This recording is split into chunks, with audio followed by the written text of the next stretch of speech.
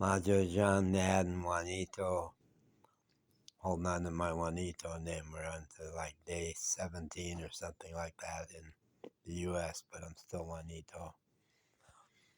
On the 18th, today I'm guessing is the 23rd of May. On the 18th, I was just going over my notes to my communication thread, my people that I keep in touch with about what's going on for me. And on the 18th, I promised I would tell the story of my wrongful admission to Mission Hospital on back in 2000. I haven't done it yet. I said, I'm going to do it after breakfast. So much for that promise. I'm at the Laurels Rehab, and it's 6:45. Nothing. Breakfast doesn't come around until about 7:30 or 8. Let's tell it. There's a big backstory. It's a big story. I don't think anybody's going to need to get in here for a while. So I left Asheville, North Carolina the first time on March 28th of 2020, about 9 days into the COVID shutting the town down, and my friend invited me out to the mountains. And I stayed out there for a year, 3 months at her place, and then bought a camper van and rambled around all over the mountains. And we'd go back into Asheville to see my people there. And my people there included Eric, my friend, who was now homeless because he wasn't living with me anymore. And one of the places I would go would be Haywood Street Church at the end of Patton Avenue that did a big program, free meal on Sunday, and then the minister, Brian, would speak. And it was a good thing. It was quite a gathering of the homeless people. And one Sunday morning there, I fell into a bromance with a beautiful black man who didn't look as good when I saw him later on meth. No, whole different guy, an entirely different guy. But that morning he was not on meth, and somebody had a big Bluetooth speaker, and he was dancing. And he danced with the grace and the control of a modern dancer. I'm more the free form, all over the place dancer. And he was controlled and gorgeous. So we did this dance together at quite a distance, but definitely working with each other. And that started a relationship. I had come in to Asheville from Burnsville, where I had a big fantasy of opening a music hall and nightclub. I really had worked this fantasy out. It was the old post office. It was a pretty amazing building. Big loading dock out back where you could have big dances and big speakers and more private kind of supper club upstairs. And I had this fantasy that my friend Eric could be the manager slash bouncer, but manager. I thought he could pull that up, and it'd be a good step for him. So I came in with a mission of getting Eric to come out to the mountains with me and get to see the place and start to grow this fantasy. Well, I come from Chicago, where Daniel Burnham, who preserved the entire lakefront of Chicago as park, said, make no small plans. So that's me. So my plan morphed and got bigger. So I recruited this guy, dancer friend, whose name I can't remember now, 5 years later, and one other kind of nebbishy, sweet, sensitive guy. And the sweet, sensitive guy took me aside and said, don't bring him. He's dangerous. He hits people. And I said, he explained all that to me, that he makes a lot of loud sounds and he lets out his trauma, lets out his anger, and as a result, he doesn't need to act it out. Well, the other guy wasn't buying that. He said, no, you bought the wrong story. He's dangerous. Well, so I rounded these two guys up, and Eric was not with us, and we found a parking spot that night somewhere north of town, some apartment complex. And Pancho was with me, my little chihuahua. And those two guys screamed at each other all night long. And I got to see a genuinely aggressive side of my black friend where he was threatening to kill this other guy.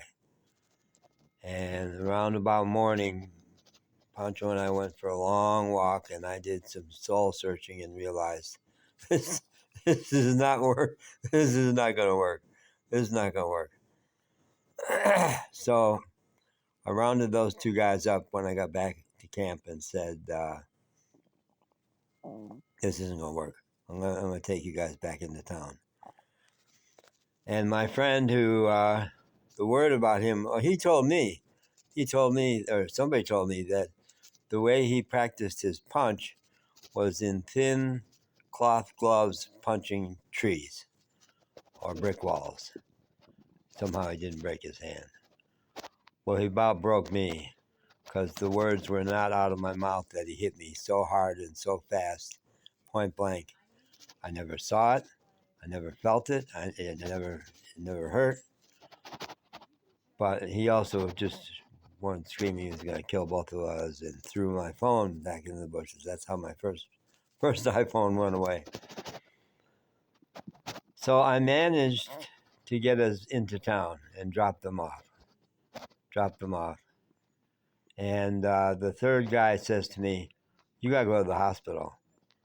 You got hit by such a wicked punch. I'm sure you have a concussion. And it looks like you have a broken nose. Your nose is crooked. So I drove myself to Mission Hospital. And these were the bad old days of Mission Hospital when the nurses were in the middle of unionizing. They were so angry at HCA, the Healthcare Associates, maybe, the big for-profit company that had bought them and was stripping their hours and giving them twice as many patients and stuff. And it was the COVID. It was September of 2020. It was a bad time around that hospital. And I walked into the big, beautiful new emergency room, which is where I just was a couple weeks ago, and went up to the receptionist and said, you need to check for a concussion. Guy who saw the punch, pretty sure I have a concussion, and I probably do because I never saw it, never felt it, and I notice I'm a little delirious. I'm not myself. And she was a cold fish, and she wrote some stuff down, and I said, and I need to get to a bathroom, and I think I'm about to fall down. You need to put me in a wheelchair and get me to a bathroom. Well, she wasn't about to be told nothing by no patient, and she says, bathroom's over that way. So I walked into the next room, and when there were still no bathrooms, I fell down. And this is so much like what went on in the hospital in Mexico. A nurse stood over me and said, get up, would not touch me. I said, I can't, I fell down. You sat down. I got so angry that I stood up, got myself up, and stomped out of that place and sat on a bench out front, which I've seen last week, out in the sun. It was a hot day, Monday, and posted some stuff on Facebook. I was delirious, and I said, I don't know how to get off this bench. Somebody needs to come over and help me.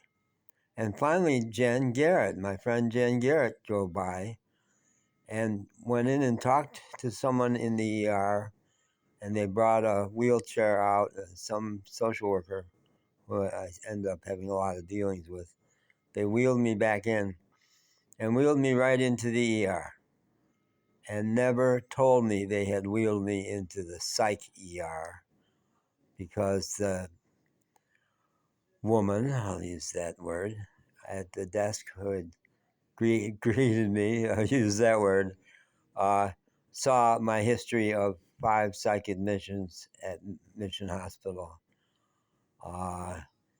and just marked me as a psych patient.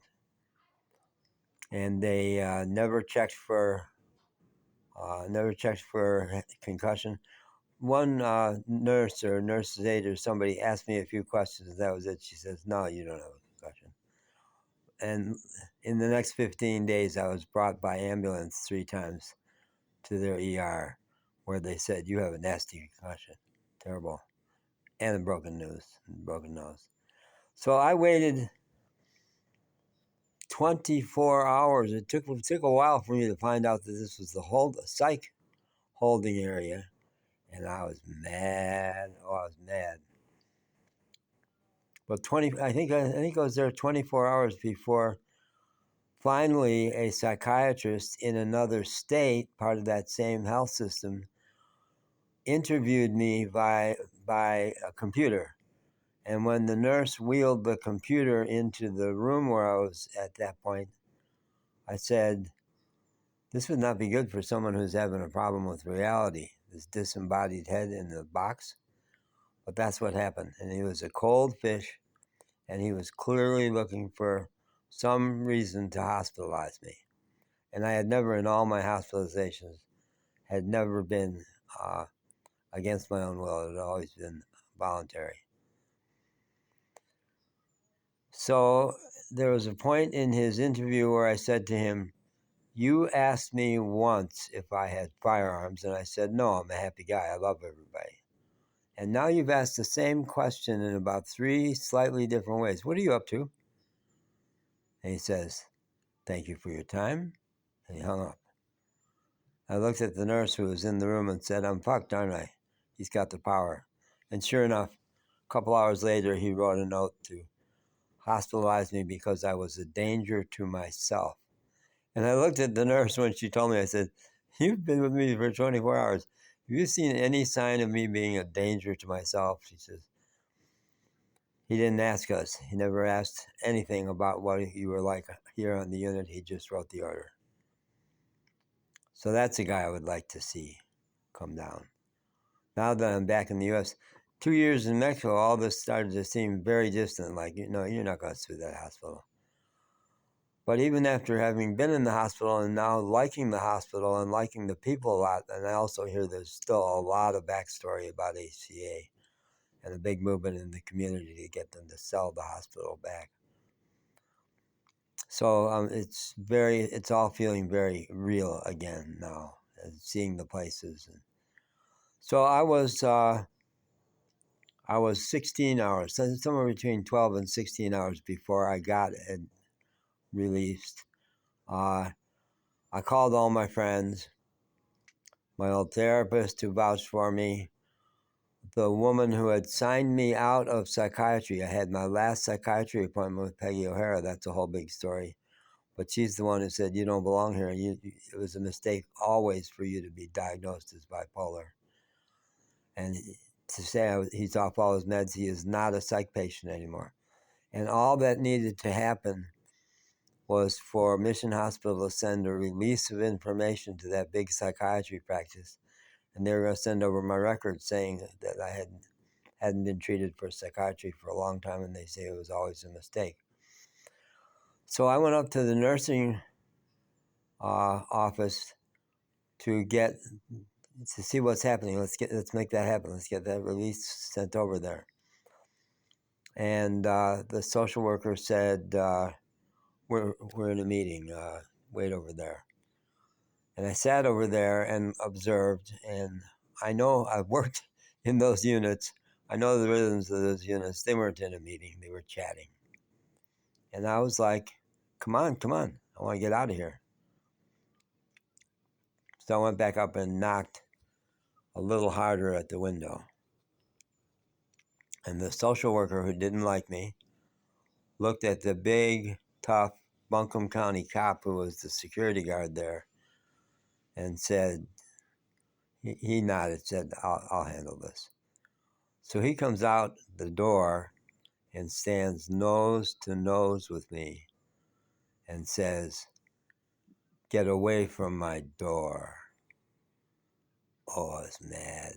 I had only sworn once in the whole time there, because I knew It was obvious you lose points if you cry, you lose points if you shout. So I'd been playing it cool, but I was mad. So what I said was, your door? And he went berserk and screamed now. And as I walked towards my room, I leaned over my shoulder and said, and they need a new security guard because you're a bad cop. That felt good. And then I got out. So that's in a nutshell. I had spent my time there interviewing patients because nobody else was doing therapy up there. I got one young woman out. I'll tell that story elsewhere if I got that young woman out.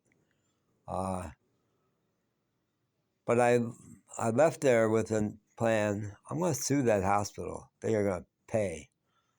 And it's an angle in to tell the story about how the overdiagnosis of things like bipolar and the overprescription of those drugs to people where the drugs only do harm. 30 years had only done harm. I thought we'll get some good lawyer who doesn't mind publicity, maybe a customer rights lawyer. And somebody not from this town who's not afraid to take on the big hospital system. But over the course of 5 years, it drifted away from me, but now it's back. And 17 minutes into telling the story, we'll see. Love your comments. Let me know what resonated, what questions, what didn't make sense. And if there was anything that inspired you. Because the bottom line is, don't trust the doctors. Don't trust psychiatrists. Do not trust the psychiatrist. Do not get about 4-second opinions because they don't know much. Doctors think they're gods. Old white doctors, and that's been so clear this time around. The young women and young men are different. But the old white guys still think they're gods. And psychiatrists, in the words of a retired doc friend of mine, psychiatrists know they're gods. And they don't know much else, I'll say. Okay.